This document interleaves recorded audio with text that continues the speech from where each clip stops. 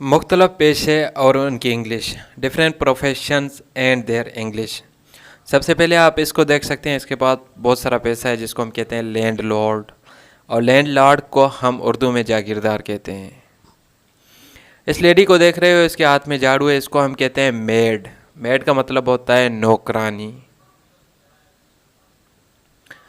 इस भाईजान को देख रहे हो, इसके हाथ में एक पेन है और एक कागज़ का टुकड़ा है, इसको हम कहते हैं पोएट। पोएट उर्दू में आप इसको शायर भी कह सकते हो। इसका काम होता है शायरी करना।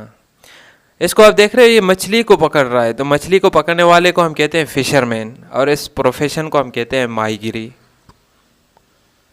इस लेडी को देख रहे हो, इसके हाथ में एक छोटा सा माइक है, इसको हम रिपोर्टर कहते हैं, यानी सहाफ़त, या फिर आप इसको साफ़ी भी कह सकते हो। ये एक छोटा सा बच्चा जूते को सिलाई कर रहा है, तो जूतों को सिलाई करने वाले को हम शूज़ मेकर या फिर मोची कहते हैं। इसके हाथ में एक डाक है जो लोगों तक पहुंचाता है, यानी इसका काम डाकिया पहुंचाना, इसको हम पोस्टमैन कहते हैं। इसको हम डिटेक्टिव कहते हैं, इसका काम होता है सुराग रस्सा करना, यानी एक तरह से आप इसको जासूस भी कह सकते हो।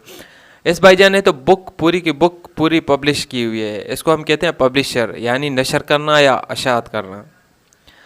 ये दोनों माशाल्लाह क्यूट से कपल्स, इनका प्रोफेशन है डॉक्टर। डॉक्टर को उर्दू में भी हम डॉक्टर ही कहते हैं। इस लेडी को जो कि ब्लैक बोर्ड के सामने खड़ी है, इस प्रोफेशन को हम टीचर या टीचिंग कहते हैं, और इसको हम उस्ताद कहते हैं।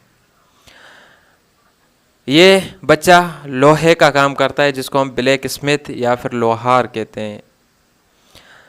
इसको देख सकते हो, इसको हम कहते हैं पामिस्ट, या पल्मिस्ट नहीं बल्कि